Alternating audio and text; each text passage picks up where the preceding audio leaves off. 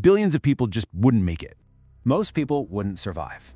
But what about you? Imagine feeling the temperature absolutely crash, watching your city's lights die out one by one, and eventually fighting tooth and nail for a spot inside a crowded underground bunker. I'm going to guide you through this whole nightmare, and by the end, you have to ask yourself, would you survive the first 100 days without the sun or not? Okay, let's dive into this timeline. We're going to track your survival across 6 crucial milestones: Day 1, Day 10, Day 30, Day 50, Day 75, and finally, the big one, Day 100. Day 1, the last sunrise.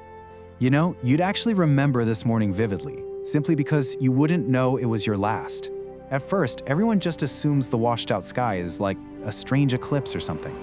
But by noon, the light is dimmed to this weird, dull gray, and it slowly fades into permanent darkness.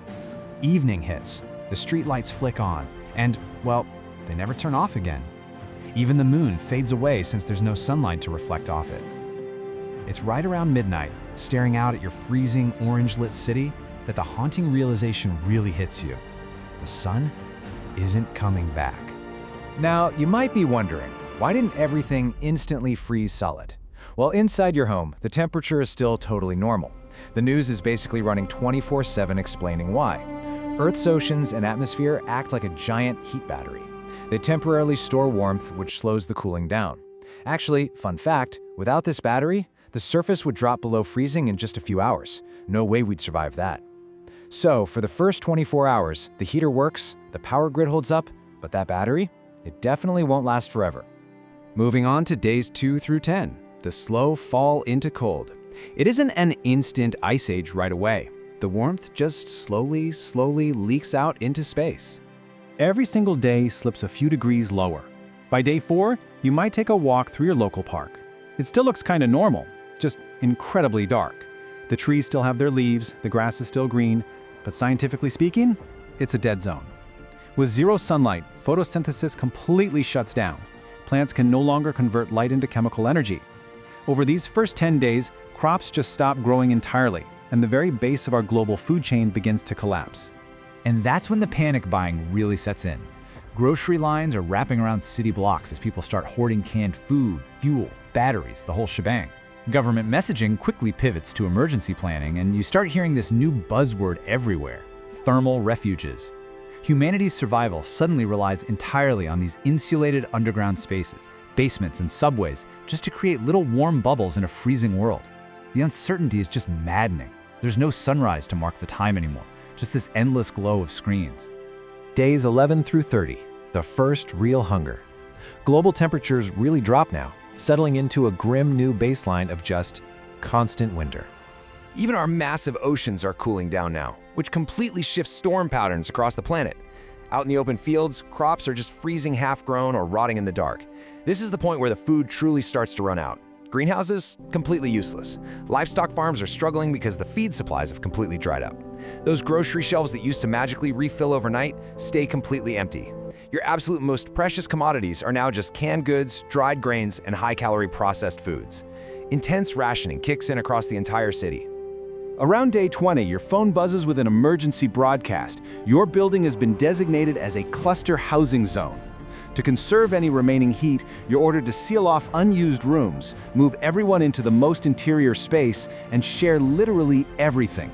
Suddenly, you're sharing blankets, heavily rationed food, and awkward, tension-breaking jokes with neighbors you used to just pretend not to see in the hallway.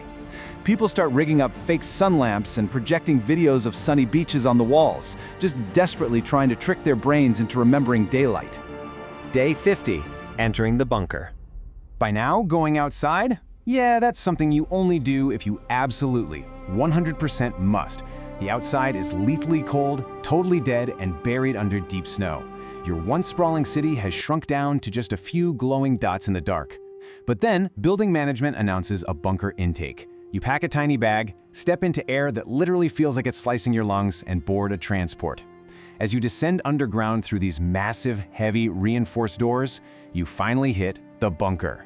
And wow, it feels like an alien planet down there. The air is heavy, massive generators are constantly humming, and everything is bathed in the harsh, warm glow of artificial LED suns. But hey, you made it in. Day 75. Life in the long night. The initial shock has kind of worn off by now, and the bunker routine is just your new normal. Up above ground, unprotected humans would only last a matter of minutes. All above-ground infrastructure has completely collapsed wherever the power failed. Inside, though, humanity is surviving by organizing into a brand new survival economy. Your survival now depends entirely on two key groups: the keepers of heat, so the engineers and technicians running the nuclear or geothermal reactors, and the keepers of food, the teams managing stacked LED plant farms and big vats of microbes and fungi for protein. Your role might just be cleaning or taking inventory, but everybody works in shifts to keep the facility monitored 24/7. And you really start to notice how everyone looks. We're all paler, our eyes have adjusted to dim LEDs, we speak a little quieter, but honestly, we're cooperating stronger than ever before. What's absolutely crucial to understand here is the immense psychological shift. Think about the person you were before day one.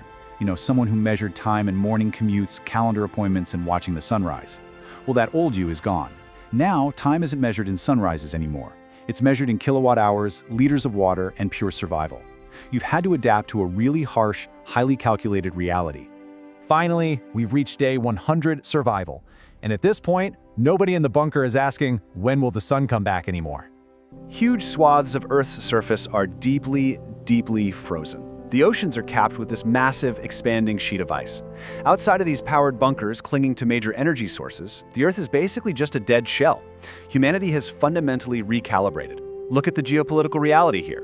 Borders and nations matter way less than networks of bunkers and powered cities just desperately clinging to life.